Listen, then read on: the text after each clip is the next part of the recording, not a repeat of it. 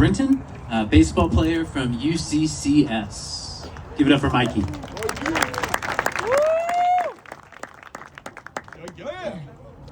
Hey everybody, my name is Mikey Brinton. I'm a graduate student at UCCS. I play baseball there. This is my last year of eligibility. And to be honest, quite frankly, I didn't even know if I was going to play Major League Baseball. I just graduated from a Division II school in Arkansas. And I've been to a lot of places. This is actually my fourth school that I played baseball at. Hold that mic up, bro. Yeah. Sorry. There we go. Thank you. This is actually the fourth school I've been at, but that's a part of God's journey in my life, and I'll get to that shortly. But I'm from Fort Worth, Texas, so I'm a long, long way away from home. And like I said, I graduated last year from Division II school in Arkansas. Played baseball my whole life. Growing up, I was in the church. My mom always was dragging me there, but I was never present. And so growing up, I knew who the Lord was, but I wasn't following him with any sort of faith or belief. I was just present in the room, but not consciously present with the Spirit of Jesus. And growing up, sports dominated my life, as it still dominates it now, but just in a different perspective. It took over Sundays, it took over weekends, where I no longer spent Sundays at church.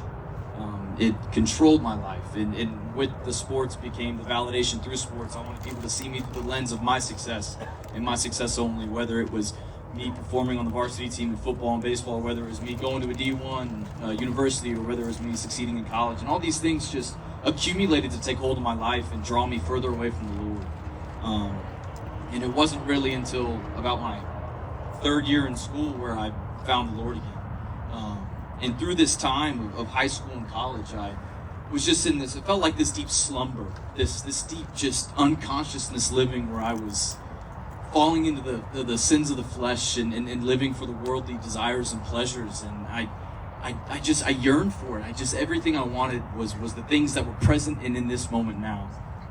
It was drinking on the weekends, whether it was doing drugs during the week. It was to get away from the responsibilities that I had during the week, and it felt like the burdens of life. And so it just felt like I had to live this constant fleeting life, where where a lot of the things I can't even remember what I did during the times when I was in first, second year in college and high school. It was just this unconscious feeling.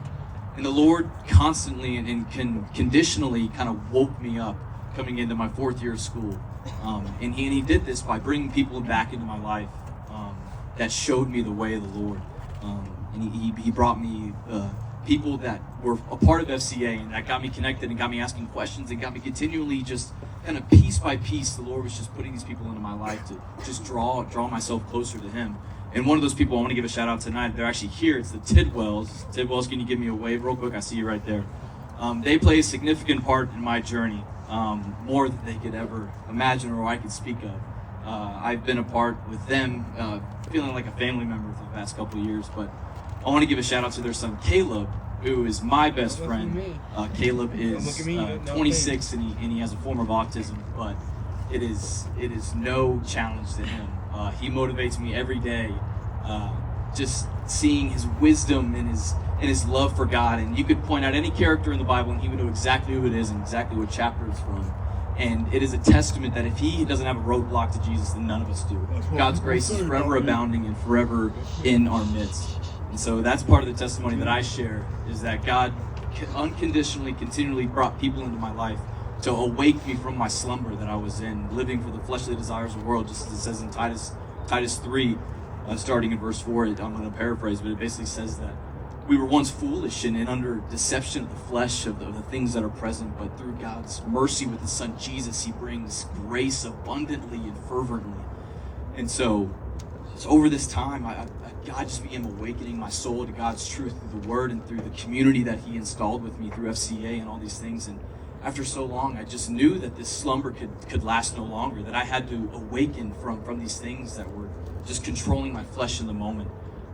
And that's when I gave my life to the Lord a little over a year ago, and FCA's played a vital role in that part. But I finished with this, saying that God is just abundantly just loving and on our side when we put faith in his son Jesus.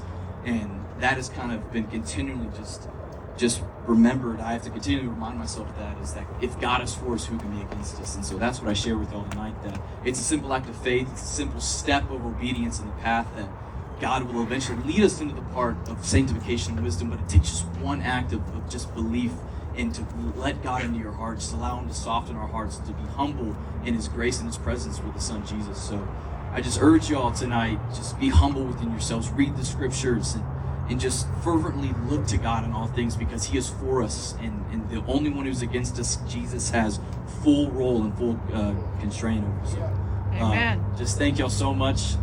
I love every one of y'all, even if I don't know you. I love you. Come talk to me, come ask me questions. But thank y'all so much.